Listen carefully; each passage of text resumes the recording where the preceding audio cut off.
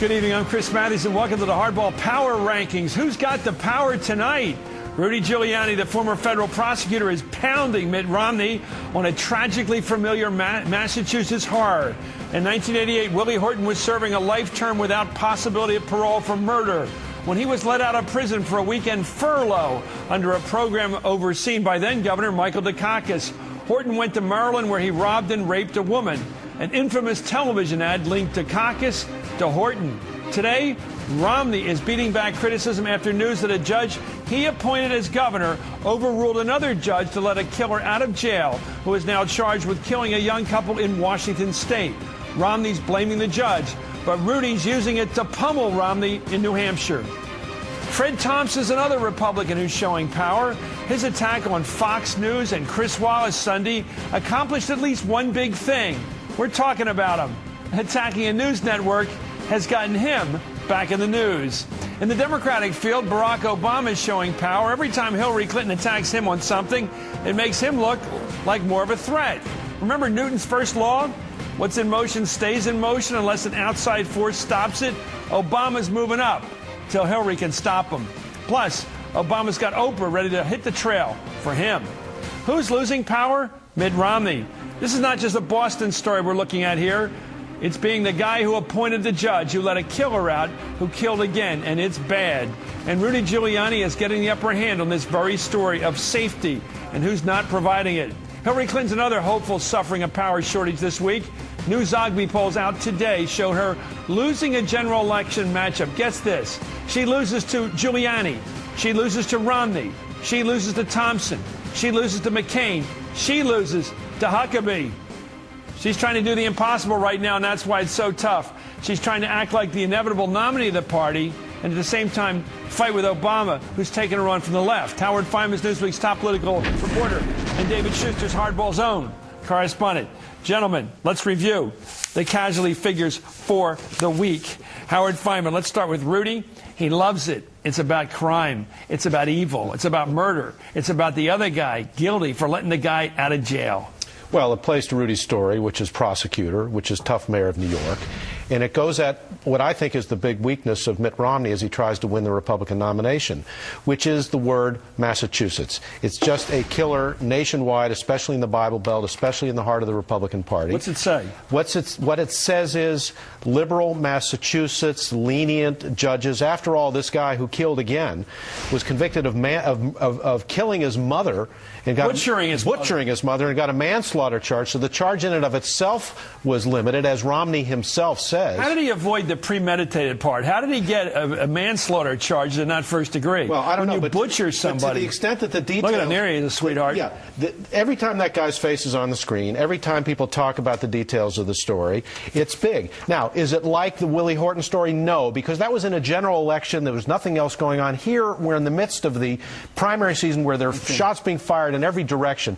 But it's not good for Romney. By the way, not good for Romney. Just to add to the record, David, we were corrected and complained to by Mr. Madden, Kevin Madden, who works for Governor Romney, because in our first show tonight at 5 o'clock, we talked a bit about this story, but failed to mention that the guy who was let out by the judge he named also threatened Romney.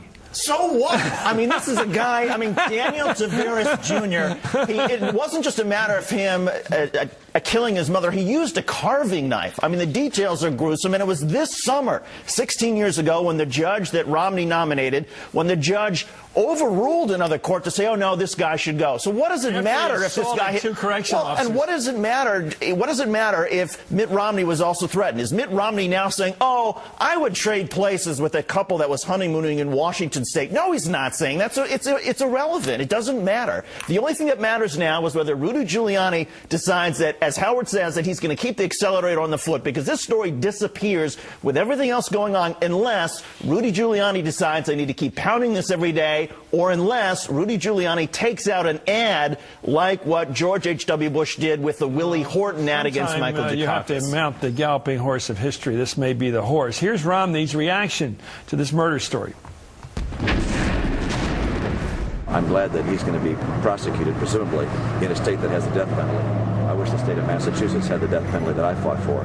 And had we had the kind of sentences handed down to this man based upon killing his mother, this issue would have never come up. But I do believe that the judge made a very severe error, given all the facts combined, and that suggests that she's not in a position where she should continue as a Superior Court judge.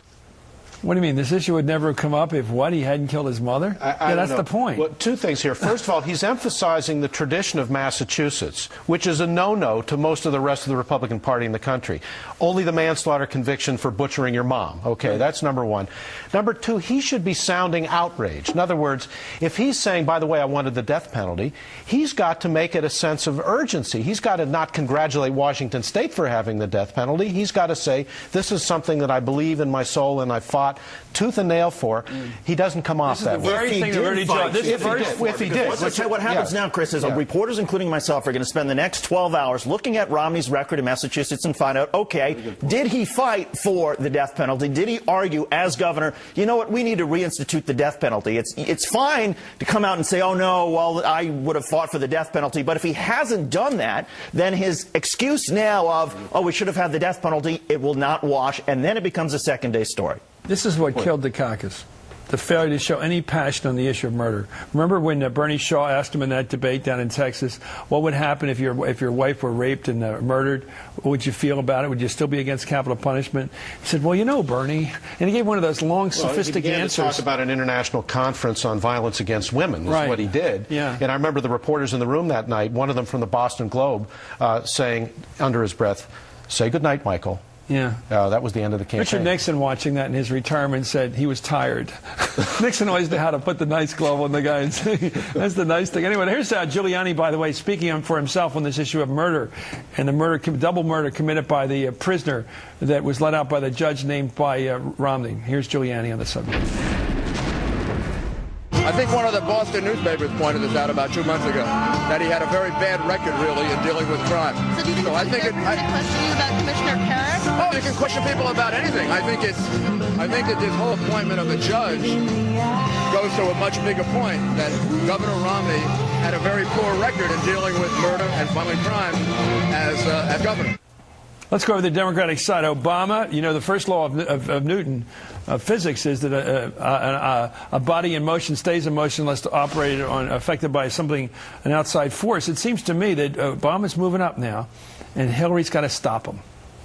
Yeah, and Obama's getting some energy just from, for example, he's announcing today that Oprah Winfrey is going to campaign with him for a couple of days in December. Big crowds. And, I mean, it may not make any difference except that a lot of people are going to go because they want to see Oprah Winfrey. And maybe for the first time then, they're going to hear Obama then give a campaign speech and say, oh, I kind of like Barack Obama too. I'm playing dumb here. Who's she appealed to? She appeals to women. And the fact of the matter is the Oprah Winfrey Show gets better ratings in parts of Iowa than anything on ABC's primetime programming. So there are a lot of people who like Oprah Winfrey who may come out just for that, and Obama benefits because people hear his message. I think hard of Oprah Winfrey, it's on here all the time. It's on the makeup room around here. When you go to the green room, it's on. It's on in every dinette in America. It's on, and I don't know if it's in barbershops, but it's certainly in bars and all kinds of places where people hang out. She's got an enormous following. She is as Main Street a figure as you can find in America today. Main Street. That's everywhere, white, black, Hispanic, you name it. And aiming at female voters is a dagger at the heart of Hillary's campaign, because Hillary's campaign has been premised on a huge turnout of women for Hillary. If Obama, with Oprah's help and his growing sense of momentum, can break into that constituency and draw off some of those women voters, those first-time women voters, that's big trouble for Hillary Clinton. You know what? We all try to do it, but you know who does it really well? Is Oprah Winfrey. She educates. I mean, every night I'm on here in my own sort of way, I try to educate and teach people what I know, to tell them what I know. Every time Oprah goes on television, she not only sympathizes with the human predicament of everybody, regardless of race or class or age, she also tries to leave everybody that hour, at the end of the hour, knowing something they didn't know before.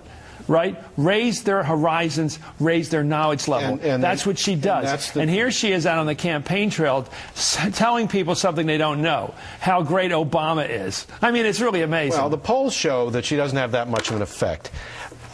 I don't believe it. Well, in terms of turnout, I got to believe it. But especially in a place like Iowa, which is family-oriented, which is word of mouth, which is one person talking to the next person, which is this very public act in the Democratic caucuses of standing up and going to the corner of the room